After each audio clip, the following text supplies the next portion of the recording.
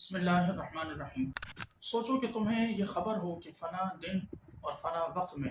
تمہارے پاس ایک مہمان آنے والا ہے۔ مہمان بھی ایسا کہ جو اپنے ساتھ انتہائی قیمتی تحائف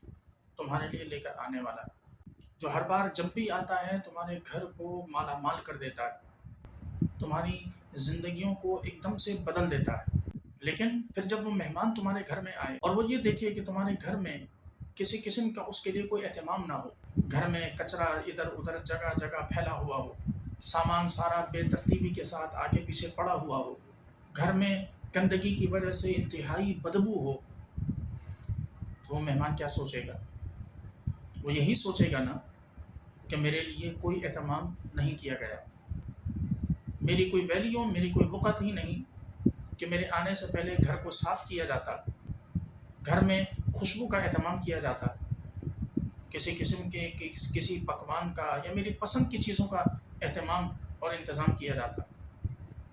اور پھر جب وہ مہمان الٹے قدموں پلٹ کر اپنے تحائف اپنے ساتھ لے کر واپس نکلے گا تو وہ کیا سوچتا ہوگا اور کیا دعا کرتا ہوگا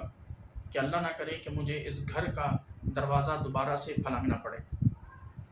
یاد رکھیے، ماہ رمضان مبارک اللہ رب کائنات کی جانب سے ایسا ہی ایک عظیم مہمان ہے جو چند ہی دنوں میں آنے والا ہے۔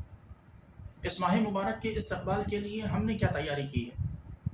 کیونکہ یہ ایسا عظیم مہمان ہے کہ جو اپنے ساتھ رزق کی فراوانی، برکت، بخشش، رحمت، مغفرت اور اس کے علاوہ بہت سے تحائف ہمارے لیے لے کر آنے والا ہے۔ کہیں ایسا تو نہیں کہ جب یہ مہمان ہمارے گھر میں آئے تو ہمارے گھر میں اللہ کی نافرمانیوں کی سڑاند کو دیکھے؟ کہیں ایسا تو نہیں کہ جب یہ ہمارے پاس آئے تو ہمارے کرداروں کی بدبو کی وجہ سے یہ واپس پلٹ جائے؟ اور یاد رکھیے، اگر یہ واپس پلٹا اور اپنے تحائف واپس لے گیا اور ہم سے ناراض ہو کے چلا گیا تو اللہ رب کائنات کی بارگاہ میں اس نے ہماری سفارش نہیں کرنی، ہماری شفاعت نہیں کرنی، بلکہ شکایت کرنی ہے۔ اس لیے اس ماہ رمضان کی آمد پر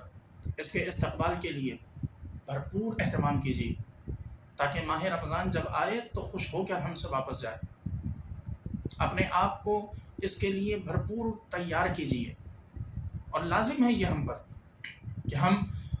استغفار کے ذریعے، توبہ کے ذریعے، دعاؤں کے ذریعے، عبادت کے شوق کے ذریعے اور اخلاق حسنہ کے ذریعے اس ماہ رمضان کا استقبال کریں اور اسے بھرپور انداز میں ٹریٹ کریں تاکہ یہ اللہ کی بارگاہ میں ہمارے لیے سفارشی اور ہمارے لیے شفاعت کرنے والا بنے۔